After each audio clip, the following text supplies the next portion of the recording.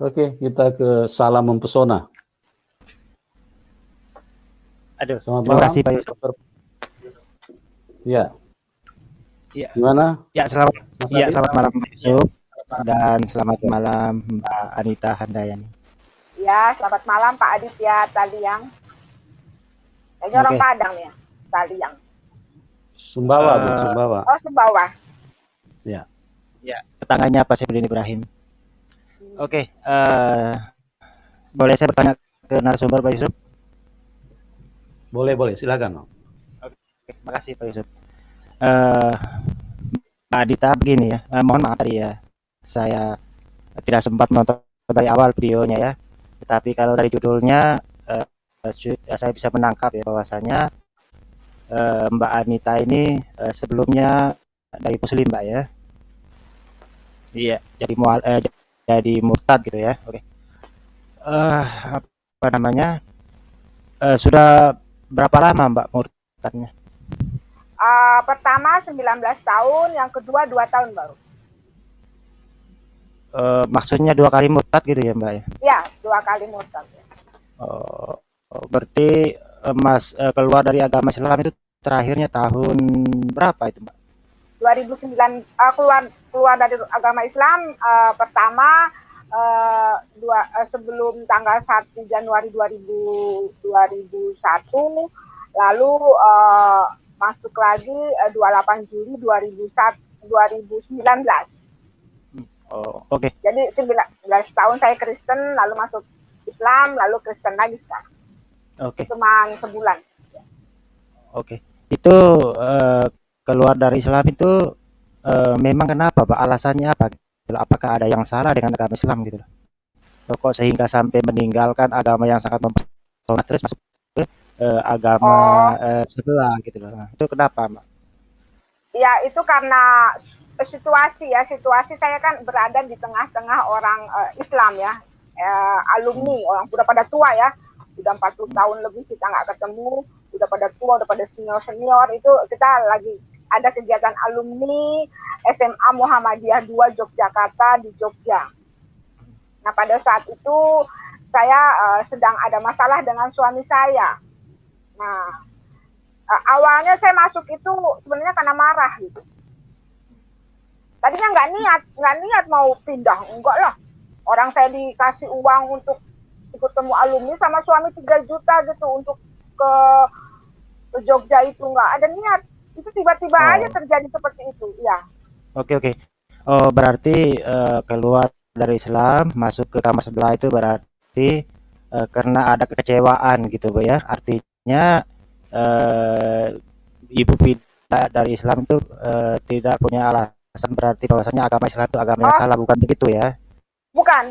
Jadi waktu pertama kali tahun 2001 saya masuk Kristen, saya bukan karena meninggalkan Islam, menghakimi Islam yang salah, bukan. Tapi karena saya mau ikut manusianya. Makanya 19 tahun saya berumah tangga sama dia, saya jadi bayi terus.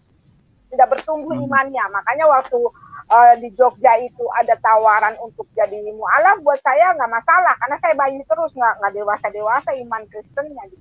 Karena saya mendua tuh abu-abu. Di Alkitab juga dilarang kan abu-abu. Saya abu-abu, kalau senang saya Kristen, kalau susah saya Islam. Gitu. Maksudnya berdoanya secara Islam. Iya. Ya, itu waktu masih Islam itu apa namanya? Ibu termasuk Islam yang taat Bu ya, soalnya cucu taat. Saya anak Buya loh. Saya anak Buya Malik Ahmad saat itu juga. Ya. Luar biasa. Berarti dulu waktu Islam itu termasuk rajin ibadah juga Bu ya, termasuk kayak sholat. Luar biasa. Ya, SMP saya Al-Azhar, SMA saya Muhammadiyah, itu kuat banget kan. Belum ngaji di kampung lagi. Oh, berarti pandai ngaji juga Bu ya? Pandai dong. Pernah juara lagi. Juara di daerah komplek IAIN ya. Kita ada lomba ngaji, saya juara. Wah, luar biasa, sangat mempesona sekali. Berarti begini Bu ya. Ya.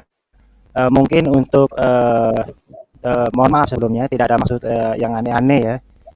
Cuman ingin meyakini, termasuk mungkin meyakini saya dan juga teman-teman penonton di luar sana ya, bahwasanya Ibu ini memang awalnya dari Islam, rajin sholat, ya taat lah seperti itu ya, dan pandai mengaji gitu.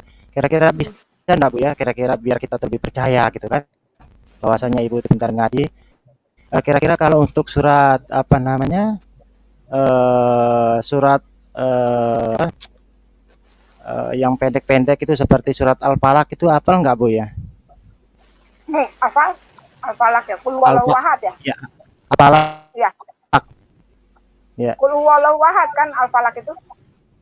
Qul Ya. a'udzu birabbil falaq itu Bu Oh, awalnya. Qul a'udzu birabbil falaq min syarri ma khalaq wa min syarri ghasikin idza waqab wa min syarri hasidin idza hasad itu ya. Salah Bu, coba ulangi Bu pelan-pelan aja. Kalau baca firman Tuhan tuh pelan Bu, biar dapat hikmah gitu. Coba pelan-pelan Ya. ulangi Bu. Qul bismillahirrahmanirrahim. Qul a'udzu birabbil falaq min syarri ma khalaq wa min syarri ghasikin idza waqab wa min syarri hasidin idza hasad. Aku lupa inget ya. Paling Qul huwallah yang hafal ya, Qul huwallah. Salah Bu. Wa min ulangi coba Bu. Sekali lagi. Wa min syarri hasidin idza hasad ya. Isa waqab. Wa idza waqab. Qul a'udzu Wa min birabbil falaq. syarri ghasikin isa waqab. Mas Adit udah cukup, Mas Adit. Dia Nggak, sudah dibenar. meninggalkan itu. Yang penting dia sudah menyebutkan, sudah menunjukkan bahwa dia pernah dari situ. Kalau mau Sudah cari lama. yang benar, Mas Sudah Adit lama. buka lomba aja supaya Udah orang 21 ikut. tahun nggak ngaji. Betul. Ya, soalnya tadi Ya. pinter ngaji katanya, tapi bacanya Ya. hancur Bu ya. Nggak apa-apa Bu ya. Iya, hancur ya. Oke. Udah lama, soalnya udah nggak terbiasa ya. Ya, pintar ngaji itu kan dulu, Mas Adit. Ya, Terus tapi sesuatu yang sudah ditinggalkan kan itu menjadi tidak penting lagi bagi orang-orang yang sudah percaya Tuhan Yesus gitu. Bismillahirrahmanirrahim. Itu kan awalnya. Lanjut. Qul a'udzu birabbin nas, malikin nas, ilahin nas, min syarril waswasil khannas, alladzi yuwaswisu fi sudurin nas, minal jinnati wan nas. Ya, kalau itu anak kecil, anak saya itu pandai ya. Al-Falaqnya sekali lagi Anda diulangi. ini Pesona si tadi. Adit ini. Bentar dulu Pak Yusuf. Al-Falaq Anda tadi dikasih bagus. kesempatan malah menghakimi orang. Jangan begitulah Mas Adit. Kalau sudah dijawab, belajar menghargai orang. Ya itu menyebutkan itu sudah bukan imannya. Jadi tolong untuk berdiskusi itu yang elok gitu loh Mas Adit. Oh, siap. Oke. Oke. Ya, kalau untuk yang kedua tuh lancar ya, mempesona, tapi Al-Falaqnya hancur Bu ya, nggak apa-apa ya. Oke. Udah lupa. Ya. Udah lama soalnya, iya. Oke, tadi kan bahwasannya kan ada narasumber sebelumnya kan mengatakan bahwasanya keselamatan itu kan melalui Yesus Bu ya. Kan ada dikatakan di situ, akulah jalan keselamatan dan hidup. Ya. Tidak ada seorang pun yang datang kepada Bapa kalau tidak melalui aku ya. Ya, berarti di situ kan ada dua oknum ya, antara Yesus dengan Bapa gitu ya. Berarti di sini Yesus ini kan cuma jalan Bu ya. Artinya betul ayat itu nggak ada salah, bagus. Yesus itu hanya jalan untuk menuju kepada Bapa ya. Kan begitu bukan ya. Begitu Mas Adit, bukan begitu pengertiannya. Itu kan menurut pengertian pikiranmu. Kalau pengertian kebenaran, Tuhan Yesus mengatakan aku dan Bapa satu. Jikalau orang melihat aku sudah melihat Bapa, begitu. Jadi jangan membangun pernyataan berdasarkan apa yang Anda pahami. Jadi Anda bertanya, biarlah orang memberikan penjelasan gitu loh. Jadi kalau Anda mengatakan di situ ada dua, berarti Anda sudah memberikan kesimpulan. Ya. Gitu. Jadi begini maksud saya Pak Yusuf, ayat itu bagus betul ya. Cuma memang benar Yesus itu jalan dan Bapa itu pemilik surga ya. Apa ya karena apa yang diajarkan oleh Yesus itu begini kan Yesus bilang kan, aku diutus hanya domba-domba yang hilang dari Bani Israel ya. Hai Bani Israel, sembahlah Tuhan Allah kita, Tuhan itu Esa. Itu yang diajarkan Yesus ya. Di situ disuruh menyembah kepada Allah. Jadi benar ayat itu. Dan Yesus itu memberi jalan keselamatan itu tadi. Apa jalan keselamatan? Yaitu sembah hanya Allah saja, nggak boleh sembah yang lain. Kan begitu maksudnya. Ini pesona nggak tidak kira-kira? Ya, Aditya, Anda bertanya saja, Anda tidak berhak menyimpulkan. Ini kitab orang lain, Aditya. Ya, belajar dewasa sedikit. Salah, belajar dewasa sedikit. Kalau Anda bertanya saja. Ya, saya membaca. Anda tidak berhak menyimpulkan kitab orang lain. Kok saya kan membaca. Kok situ yang Anda tidak berhak, Anda jangan sampai Anda ini ya. Cobalah belajar dewasa sedikit, jangan sedikit-dikit nanti kamu nuduh orang menista. Ketika Anda menista, coba Anda sadari. Ya kan saya bilang ayat itu bagus. Saya bilang, ini kamu ini kata-kata mahmu halus, tapi pertanyaanmu itu ya, itu punya maksud tertentu. Bercabang ya. Nggak boleh begitu, Aditya. Ya. Kepanasan. Saya kan ngomong santai bukan sama kepanasan ibunya. Aditya ya. Iblis itu menista, Aditya. Duh. Saya manusia, bro, bukan iblis loh. Nah, kalau kamu manusia, kamu bisa bedakan ya. Artinya menista itu ya, membaca kitab orang lain kemudian kamu menafsirkan sekehendak hatimu. Duh. Saya kan hanya membaca ya. Membaca apa? Kamu tadi artinya apa? Ketika kamu menyebutkan artinya begini, kamu sudah menyimpulkan, Aditya. Nah, oke, saya ulangi ayatnya ya. Aku diutus hanya kepada domba-domba yang hilang dari Bani Israel, itu menyimpulkan nggak itu? Tadi kamu bilang apa? Kamu ulangi lagi. Tadi kamu bilang berarti. Ya, salah. Kamu ini, aduh Aditya. Enggak, sebentar. Yesus mengatakan, wahai Bani Israel. Kamu nanti putar kembali. Kamu putar kembali. Ya, wahai Bani Israel. Di sini saya cuma kasih tahu kamu, ya, jangan sampai kamu melakukan hal-hal penistaan, Aditya. Ya. Saya hanya membaca, kok penistaan gimana? Itu kata kamu membaca, nanti makanya saya bilang kamu buka kembali. Ketika kamu menafsirkan, kamu katakan berarti, itu berarti kamu sudah menyimpulkan, Aditya. Oke, sekarang tadi kan saya mengatakan, dengar dulu. Akulah jalan keselamatan dan hidup, ya kan? Sekarang begini. Sebentar dulu. Saya katakan kamu jawab. Ya, boleh enggak saya mengatakan begini? Orang bersahadat berarti Muhammad sudah mentuhankan, begitu? Boleh saya mengatakan begitu? Coba itu bukan berarti saya menyimpulkan. Coba diulangi. Kamu ini. Enggak putus suaranya. Jadi begini, Aditya ya. Saya kasih tahu kamu ya. Ketika kamu ya, kalau tidak ingin dinista, lebih baik kamu jangan menista.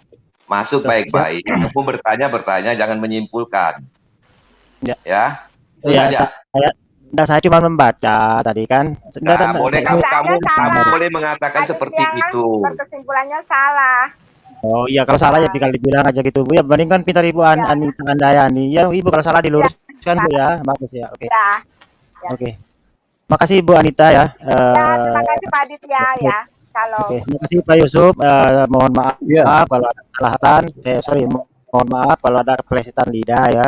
Namanya juga manusia, tempatnya hilaf, Bu ya. Saya tuh tadi cuma membaca ayatnya Ibu ya. Saya baca tadi kalau salah itu begini tadi saya baca ya. Akulah penafsirannya salah. Penafsirannya salah, kan di Islam selalu ada tafsir-tafsir gitu kan. Makanya tafsirnya banyak banget, termasuk kakek saya. Dia juga menulis tafsir. Seperti berjilbab itu dulu tidak ada jilbab. Kenapa sekarang jilbab banyak? Dulu tidak ada. Zaman saya kecil tidak ada orang berjilbab. Satu pun. Kenapa sekarang orang pada berjilbab? Betul. Jadi begini Bu, tadi kan saya baca itu, akulah jalan keselamatan dan hidup. Tidak ada tidak ada seorang pun yang sampai kepada Bapa kalau tidak melalui aku. Benar nggak? Benar apa salah itu Ibu? Saya baca benar ya? Benar, tapi kesimpulannya yang salah. Tafsirannya yang salah. Karena orang Islam itu suka nafsir-nafsir. Pakai gitu ya. kurung-kurung lagi, kalau ditafsir pakai kurung-kurung lagi. Oh, Ya, itu oke. salah itu. Oke. Ya. Oke. Oke, makasih Pak Yusuf ya. Boleh Ya, satu lagi Pak silakan. Yusuf? Ya, sama saya aja Mas Adit tanyanya. Oke.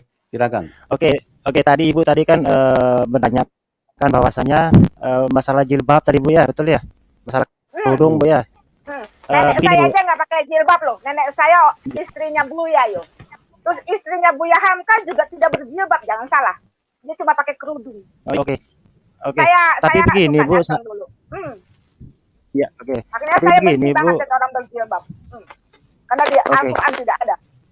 Dan itu terjemahannya salah. Sebenarnya disuruhnya menutup dada. Itu Quraisy sendiri yang bilang. Menutup dada, Muhammad lihat Oke. orang dadanya kelihatan. Tapi diterjemahkan lain. Diinikan lain sehingga jadi kepala jadinya. Itu kan pakaian budaya Arab. Kenapa dibawa ke Indonesia? Oke. Ya kan? Jadi begini Bu ya. Oke. Masalah tudung ini saya kan udah selesai baca Bible Bu ya, dari kitab Kejadian sampai kitab Wahyu kan udah saya baca semua ya. Dan saya jumpai ayat yang serupa dengan ayat Al-Qur'an ya. Bahwasanya Al-Qur'an itu juga memerintahkan wahai nabi disuruh perintahkan kepada istrinya itu untuk mengulurkan tudung seperti itu ya. Dan itu serupa saya ketemu di Bible juga. Di Bible itu di dalam 1 Korintus itu pakaian adat orang Arab. Jadi orang Kristen, orang Islam di sana pakai begitu, pakai jilbab begitu. Oke. Jadi bukan saya pakaian baca. orang Muslim, bukan pakaian orang Muslim. Catat itu ya, bukan pakaian orang Muslim, Oke. tapi itu pakaian orang Arab. Oke, saya baca di Bible Bu ya, di 1 Korintus pasal 12 ayat 2 sampai 16 ya. Kalau salah mau diluruskan Bu ya. Kan di situ bunyinya begini. Jikalau seorang wanita mau berkerudung, hendaklah ia melakukannya untuk kemuliaan Tuhan. Hal yang demikian tidak dilarang, namun juga tidak diwajibkan katanya ya. Itu salah satunya di 1 Korintus. Belum pernah baca. Ya. Belum pernah baca. Oh, belum pernah baca Bu ya. Dan juga ada ya, oke. Ya, jadi di ayat-ayat lainnya juga banyak ya tentang perintah menjalankan memakai tudung itu Perjanjian ada. lama jangan dibahas. Perjanjian lama jangan dibahas ya, itu karena sudah disempurnakan dengan perjanjian baru. Ya, jangan dibahas. Tentang perjanjian lama kan ada sunat, ada persembahan hewan-hewan. Nah, di perjanjian baru itu tidak ada. Sudah dilunasi oleh Yesus ya. Jadi jangan dibawa-bawa ke percakapan sekarang, perjanjian lama ya. Itu Taurat itu, bukan Injil. Ya. Itu kitab Taurat. Kalau 1 Korintus itu perjanjian baru atau perjanjian lama, Bu? Kalau 1 Korintus itu perjanjian baru atau perjanjian lama, Bu? Saya nggak tahu ya, coba ya saya lihat. Saya nggak hafal. Ya, Pak 1 Yusuf. Korintus itu perjanjian baru, Mas Adit. Maksud baru, Anda Bu. apa di situ dengan kitab Korintus? Ya. Maksud Anda apa dengan kitab Korintus? Halo? Itu gitu kan yang katanya Ini suaranya hilang ini. Mas Adit suaranya hilang. tes 1. Halo? Tes 1 2 3. Tes 1. Suaranya hilang nih, suaranya nggak jelas. Ada kok suaranya ada. Tapi kan suara Pak Yusuf jelas. Ya. Putus-putus tapi sinyalnya jelek ya. Tes Suara Pak Adit putus-putus. Ya. Halo? Tapi suaranya Pak Yusuf Hilang lagi. Suaranya hilang lagi, Mas Tes Adit. 1 2. Nanti masuk lagi ya. Nanti masuk lagi aja. Oke, kita ke Cabe. Selamat malam Pak Cabe. Selamat malam. Ya, selamat malam Pak. Oke, saya langsung ke Bu Anita. Ya, selamat Silakan. malam Pak Cabe. Ya, saya dari Muslim dan pertanyaan saya sebagian tadi sudah ditanyakan Pak Aditya. Maka saya bertanya yang cuman sedikit koreksi tadi untuk ukuran murtadin bacaan Anas tadi sangat bagus, tapi untuk agar yang di luar sana bisa artinya tidak salah paham bahwa itu kalau menurut untuk ukuran Islam salah bacaan seperti itu. Malikinas tadi bacanya kan seperti itu, bisa diulang nanti. Itu salah. Malikin nas, ilahin nas. Ya. Jadi tadi Ibu bacanya kan malikin Ya, nas gitu. karena saya lupa kan. Ternyata harus malikin nas, ilahin nas gitu kan. Ya. Itu ada tajwidnya, sebetulnya di sini Pak, bukan masalah bacaan.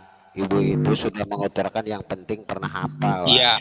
Iya, makanya itu bukan karena bacaan begitu, bukan bacaan mahrojul huruf. Ya Pak, saya tak ke narasumber dulu Pak.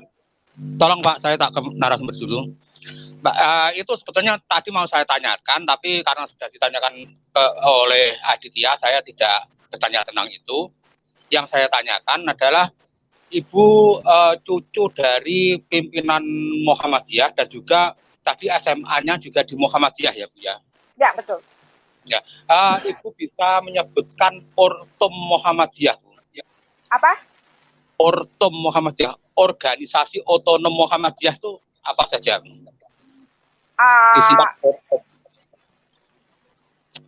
Ada kami ya. Kalau HMI kan NU. Jadi kami kalau nggak salah ya. Kan kami itu organisasi tersendiri, bukan. Yang masuk Ortumnya Muhammadiyah itu kan banyak. Itu apa saja?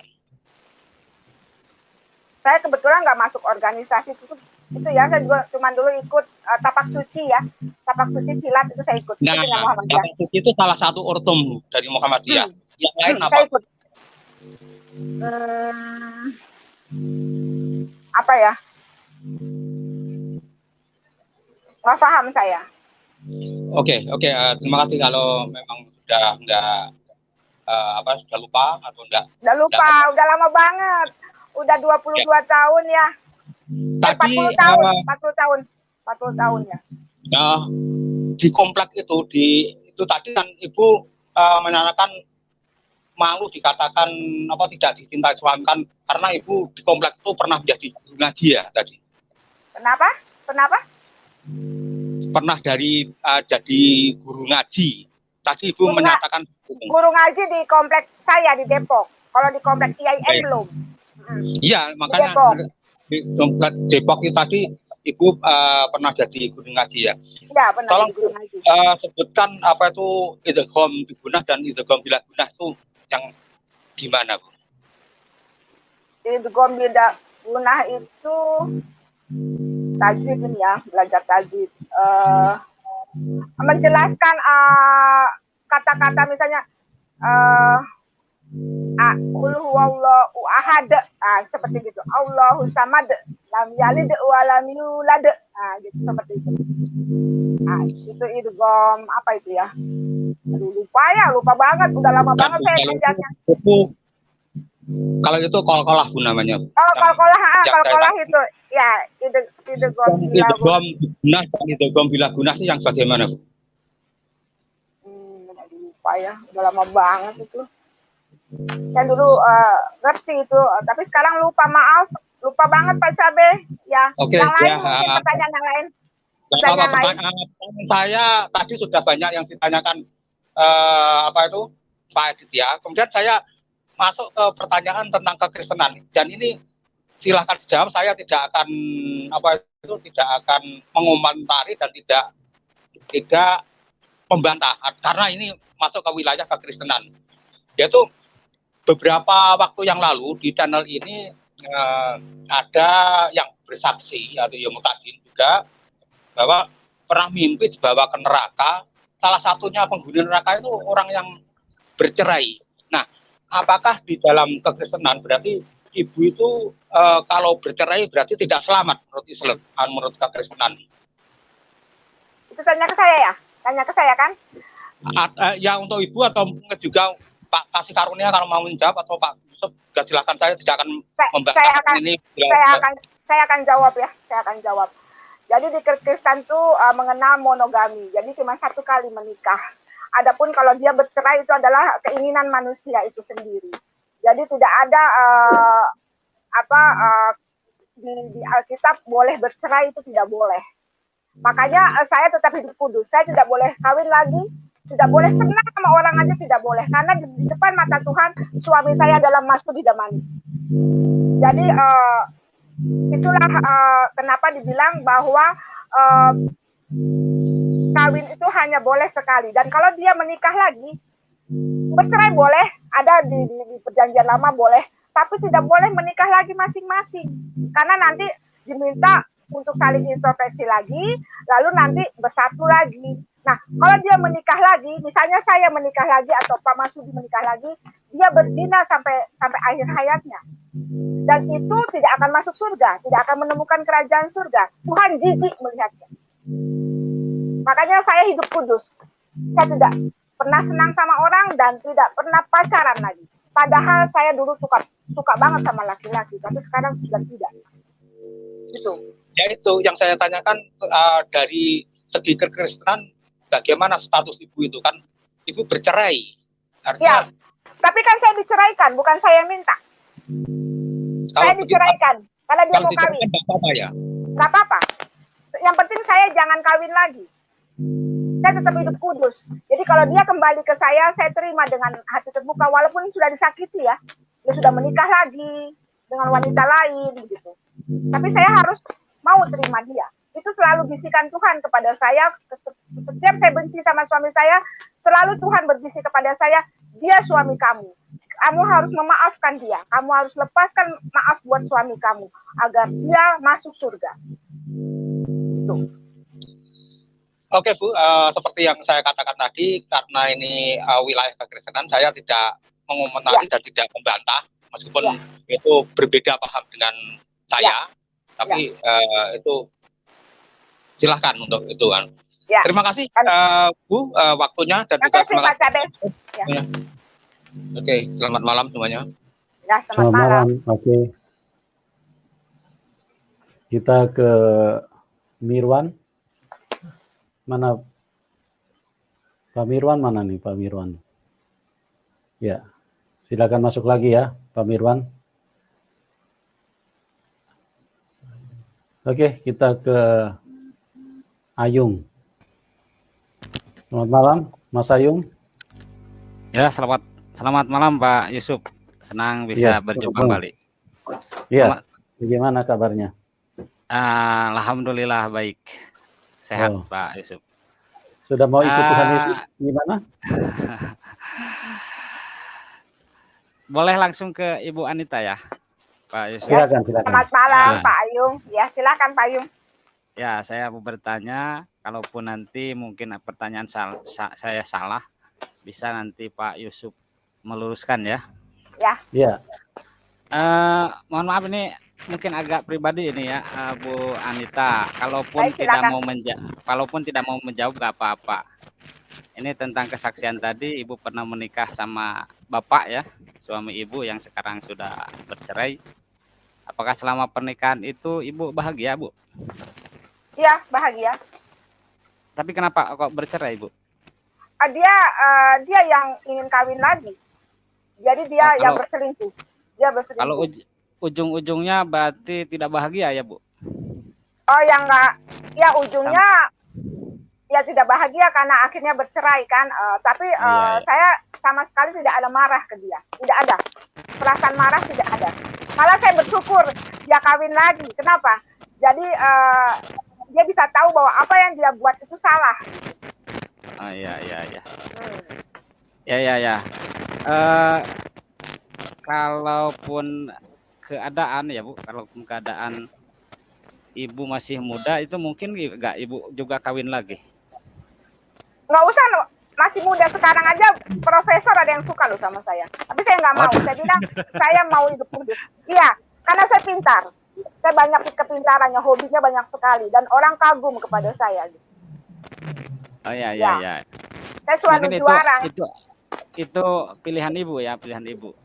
Ya. Mungkin tentang itu manusia bisa berbeda-beda ya. Ada juga yang berpikiran rambut boleh sama hitam, tapi tua, pendapat berbeda-beda ya. Ya, banyak juga yang orang tua yang mungkin sudah ditinggal ataupun cerai, mereka memilih menikah lagi karena mungkin untuk membantu ataupun bisa ada teman di kala hari tuanya begitu? Teman saya banyak, termasuk Pak Yusuf Manugulu loh, teman saya yang salah. Iya, teman saya banyak. Saya kehilangan 10 orang, tapi saya dapat lebih berlipat-lipat dari 10.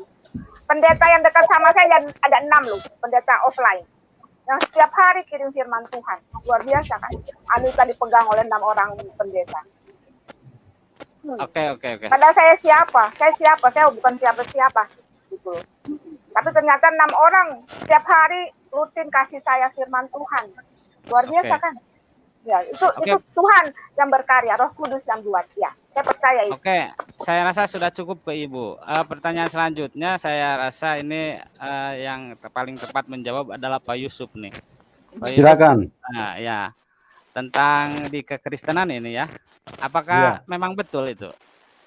Orang yang bercerai itu di Kristen dilarang menikah lagi. Apakah memang begitu Pak Yusuf? Ya, artinya Tuhan hanya memperbolehkan manusia punya pasangan satu. Seperti itu. Tetapi kalaupun di suatu keadaan, misalkan seseorang di dalam pernikahannya itu ternyata tidak menemukan kecocokan lagi Pak. Yang mengakibatkan hidupnya tidak bahagia begitu Pak. Ya, kalau ketidakcocokan kan itu terpulang kepada bagaimana mereka meresponi terhadap pernikahan itu. Karena ketidakcocokan itu kan itu argumen daripada manusia itu sendiri. Kenapa pertama bisa cocok? Kok setelah di tengah jalan bilang tidak cocok? Ini kan berarti kan ada perubahan. Nah, Tuhan tidak menghendaki sifat-sifat seperti itu. Berarti itu namanya tabiat-tabiat yang bukan berasal dari Tuhan, karena Tuhan dari itu iblis. Sifatnya setia. Dari iblis ya. Ya, kalau dari iblis. Kerajaan iblis kan jangan lupa ada 2 kerajaan di dunia ini, kerajaan iblis dan kerajaan Tuhan ya. Ya, silakan. Kalau dari kita sendiri ya memang bisa saja tetapi kan kalau dilihat dari sudut pandang atau pemikiran pasangan kita misalnya, pasangan kita berbeda lagi. Mereka tidak menemukan kebahagiaan dengan kita, yang akhirnya jalan terbaik ataupun apa yang kita pikirkan jalan terbaik itu adalah berpisah. Nah, kalau seperti itu dilarang ya Pak di Kristen? Ya, betul. Sekarang nggak boleh. Itu kan, artinya itu kan alasan yang dibuat-buat. Kalau misalnya sudah tidak ada kecocokan, tidak ada kebahagiaan, ya mesti dilihat kenapa dulu waktu menikah cocok, kenapa waktu dulu menikah bahagia. Berarti kan ada perubahan. Nah, perubahan sifat inilah yang didasari dengan keegoisan manusia, Pak Yung. Artinya manusia hanya ingin memuaskan apa yang ada di pikirannya, apa yang ada di dalam perasaannya. Sementara mereka tidak memikirkan apa kebenaran firman Tuhan. Ya, kalau berpikir normatif memang begitu Pak. Tetapi kan kita lihat kasusnya di masyarakat ya. Memang kasus-kasus perceraian kalau kita lihat di statistik pengadilan agama itu kebanyakan juga karena adanya kekerasan dalam rumah tangga. Artinya itu tidak ada kecocokan.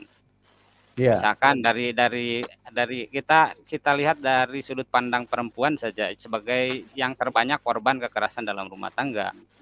Ketika mereka ditinggalkan mungkin apakah mereka berarti tidak berhak lagi hidup bahagia ketika suaminya meninggalkannya begitu saja?